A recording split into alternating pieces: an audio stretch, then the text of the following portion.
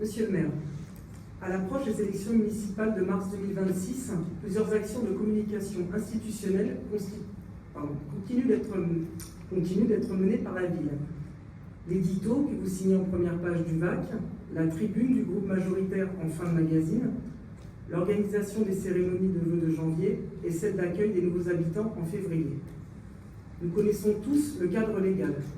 La loi autorise les communes à organiser des cérémonies ou à publier des supports institutionnels, y compris en période préélectorale, dès lors qu'ils conservent un caractère strictement informatif et ne valorisent pas le bilan ou la personne du maire sortant. La jurisprudence est en revanche très claire sur un point.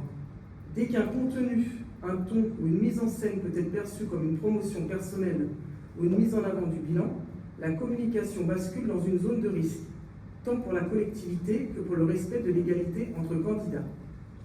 Notre question ne porte donc pas sur ce que la loi autorise en général, mais sur la manière dont vous comptez garantir que les pratiques locales restent dans un cadre parfaitement neutre, transparent et incontestable. Dans ce contexte, je souhaite vous poser 3 questions.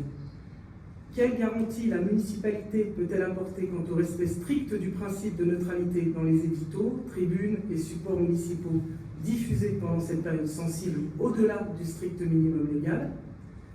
Comment comptez-vous adapter les cérémonies de vœux et d'accueil des nouveaux habitants pour éviter toute interprétation d'une mise en avant du bilan municipal ou d'une communication à caractère électoral, même indirect? Envisagez-vous d'ajuster certains formats, contenus ou prises de parole afin d'écarter tout risque de contestation ou de requalification ultérieure? Les Conflanais sont attachés à une démocratie locale apaisée, équitable et transparente.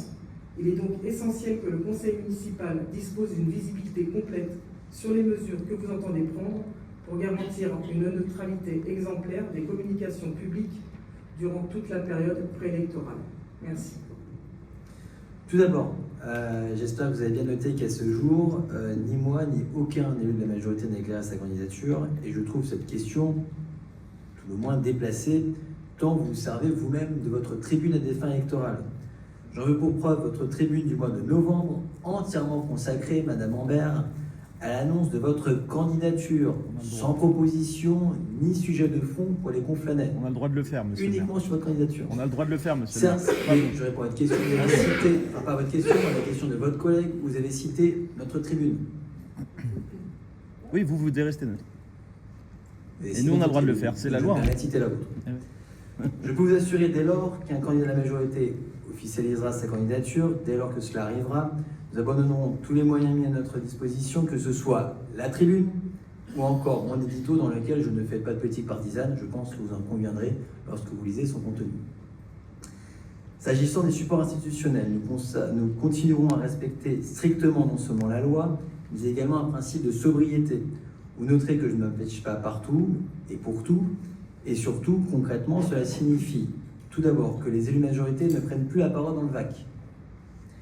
Deuxièmement, toute expression pouvant être considérée comme valorisante, toute mise en récit du bilan ou tout élément pouvant être interprété comme une promotion personnelle est systématiquement réécrit.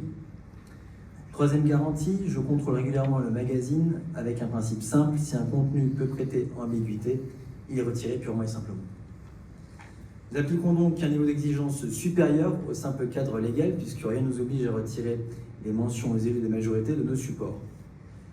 S'agissant des cérémonies de vœux et de l'accueil des nouveaux habitants, elles resteront ce qu'elles doivent être, à savoir des temps de cohésion, d'information et d'accueil républicain. Les interventions seront courtes, factuelles, centrées sur les services rendus et sur les projets structurants, naturellement déjà engagés. Comprenez par là qu'en ma qualité de maire, je dis ce que je fais ce que je dis, et je rencontre aux Conflanais de façon transparente. Je crois très sincèrement que c'est ce qu'ils attendent de leur maire.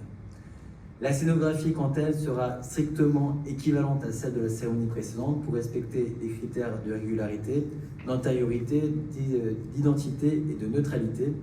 En clair, même lieu, même durée, même décoration, même moyens, j'entends par là moyens matériels et moyens financiers. Rien qui ne soit en mesure, en tout cas, d'inquiéter globalement la campagne électorale à Conflans-Sainte-Honorine.